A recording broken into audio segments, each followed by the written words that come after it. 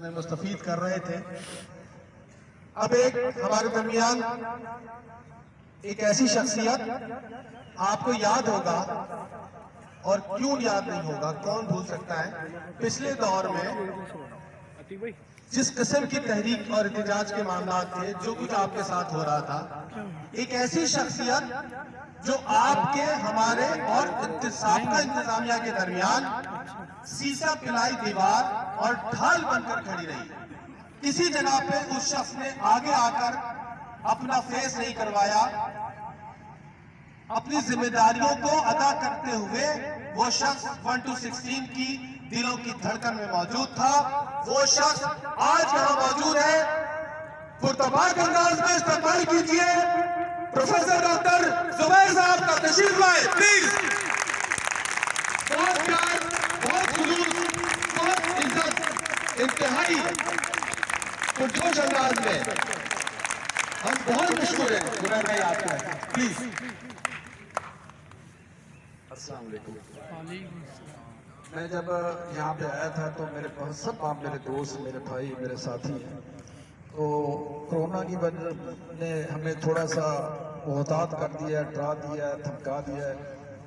आगे हाथ बढ़ाएं तो ये खतरा लगता है कि पत्नी मिलाएंगे या नहीं मिलाएंगे। बढ़े हुए हाथ को थामते हुए खतरा लगता है कि पत्नी क्या हो। तो मैं पहले बहुत माजरत, मेरे जितने साथी खड़े थे मैं उनसे मिलना चाह रहा था, मैं उनसे हाथ मिलाना चाह रहा था, लेकिन कुछ बस इतनी मजबूरी की वजह से मैं आ नहीं सका। मेरी तरफ से आप सबको बहुत सलाम, और मेरी तरफ से इन ऑफिस में बैठे हुए जो हमारे साथी, हमारे ऑफिसर्स हैं, उनको बहुत सलाम, और हमारे टीचर्स जो डिपार्टमेंट में बैठे हैं उनको भी बहुत सलाम। ये दूसरे या तीसरे चौथे नंबर पे बुलाने का एक नुकसान थोड़ा सा ये हो जाता है कि बहुत सी बातें हो चुकी होती हैं। तो लेकिन लीव इन कैशमेंट के हवाले से ये कहा जाता है कि लीव इन कैशमेंट जो है वो मिल क्यों नहीं रहा। बात की जाती है जी कोरोना था और कोरोना की वजह से यूनिवर्सिटी बंद थी, एडमिशन नहीं हुए। मैं पूछना ये चाह रहा हूँ कि कोरोना सिर्फ कराची यूनिवर्सिटी में आया, एडमिशन सिर्फ कराची यूनिवर्सिटी में नहीं हुए, फीस जो है वो कराची यूनिवर्सिटी में जमा नहीं हुई। एनईडी यूनिवर्सिटी आपकी पड़ोसी है, दूसरे जितने तालीमी अदारे हैं वो भी इसी शहर में, इसी मुल्क में है। सबके साथ जो वो यही सूरत हाल थी, सबके सब ऑफिस बंद थे, यूनिवर्सिटियां बंद थी, एडमिशन के मसले थे, फीस की कलेक्शन का मसला था। लेकिन क्या वजह है कि एनईडी यूनिवर्सिटी ने अपने एम्प्लॉइज को जो लीव इन कैशमेंट दे दिए। अभी सिंध यूनिवर्सिटी में मेरी कल ही बात हुई है, उन्होंने लीव इन कैशमेंट चुकी इंस्टॉलमेंट कर दी है, 2 उनको मिल चुकी है, एक अभी कल जो है वो मिलने वाली है। आखिर हमारा ही ऐसा क्या सिलसिला है कि हमें ही हर दफा जो है वो क्यों इस ग्राउंड में जो है वो जमा होना पड़ता है।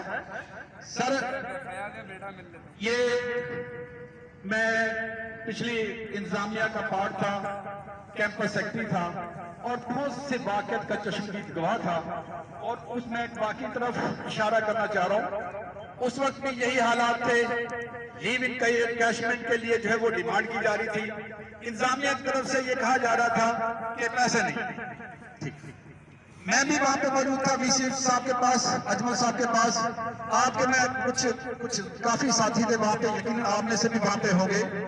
वीसी साहब ने कहा जी जब एहतजाज हुआ, मामले आगे बढ़े, तो वीसी साहब के पास जो वो सारे लोग वहां पे जमा थे, तो वीसी साहब ने कहा जी हमारे पास पैसे नहीं।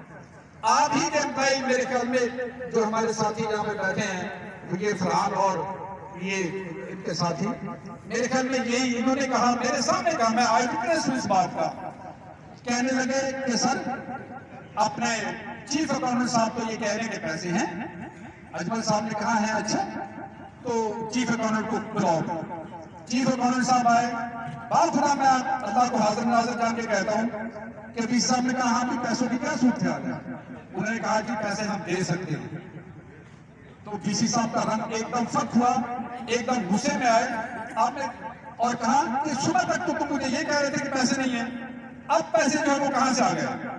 मैं शेखुल जामिया साहब से पूछना चाह रहा हूं कि अजमल साहब के आखिरी दिन तक, जिस दिन उनकी डेथ हुई, मुझे पता है कि सिर्फ बैंक पे जो 70 करोड़ रुपया था, 70 करोड़ रुपया था, कि शेखुल जामे साहब क्या आपको पता है कि डीएस ने जो आपसे जो छुपाया हुआ है और आपको बताया नहीं है। मुझे और भी पता चला है कि 20 करोड़ जो है एक अकाउंट में है, और मुझे और भी बताया गया है कि 10 से 12 करोड़ जो है वो किसी और अकाउंट में इस वक्त जो है वो मौजूद है। इसके अलावा एडमिशन हुए, KUPS में एडमिशन हुए, पब्लिक एडमिनिस्ट्रेशन में एडमिशन हुए, वहां की फीसें जमा हुई, फिर जो है यहाँ पे एग्जाम हुए, सेमेस्टर के एग्जाम हुए, उसकी फीसें जमा हुई। तो मैं ये पूरे वसूल से कह सकता हूँ कि किसी न किसी ने अंधेरे में रखा हुआ है। अगर आपको अंधेरे में नहीं रखा, आपको इन सब बातों का पता है, तो फिर ऐसी क्या बात है कि आप जो लीव इन कैशमेंट जो नहीं दे रहे। ये लीव इन कैशमेंट हमारा सबका हक है, ये हमने लेना है और आपने जो है वो देना है। ये क्यों हमारे जो है लगाते हैं आप, ये क्यों जो है जो हमें जो है फिर आप कहते हैं कि ऑफिस में काम नहीं होता। अरे भाई, घर के अंदर जो भागे पड़े हो, घर के बच्चे जो भूख से बिलबिला रहे हो, लोगों ने जो है वो कर्जे ले रखे हो, इसी आस पे, इसी उम्मीद पे कि लीव इन कैशमेंट मिलेगा तो हम ये कर लेंगे, हम वो कर लेंगे। और आप जो है करें भाई, मुझे तो अच्छा लगता है कि आपने चौराहा को सजा दिया, कुमके में लगा दिए। अरे भाई, पहले जो बेसिक जो हमारी जरूरियात है वो तो पूरी कर दो। तो मेरी आप सबसे गुजारिश है कि आप माशाल्लाह बहुत बड़ी तादाद है, बड़ी खुशी हुई मुझे देख के, असातिज़ा सब आपके साथ है, सबसे हमारी बात होती है। एक और मैं बात करूं यानी इसी से रिलेटेड कि आप इस बात से ना घबराएं कि आपके साथ वो नहीं है, आपके साथ वो नहीं है, आपके साथ वो नहीं है। तहरीक चंद लोग ही चलाते हैं, चंद लोगों ही में इतना हौसला और हिम्मत होती है कि वो निकल कर जो है वो सामने आते हैं। हम सब आपके साथ हैं, हम एक हैं, और हम इंशाल्लाह हमारा जो भी राइट है हम उसको जो है वो लेके रहेंगे। बहुत शुक्रिया। मैं एक नारा लगाऊंगा आखिर में, आप मेरा बस वही लगाना है, मुलाज़िम इत्तेहाद का। आपने कहना जिंदाबाद, मुलाज़िम इत्तेहाद जिंदाबाद।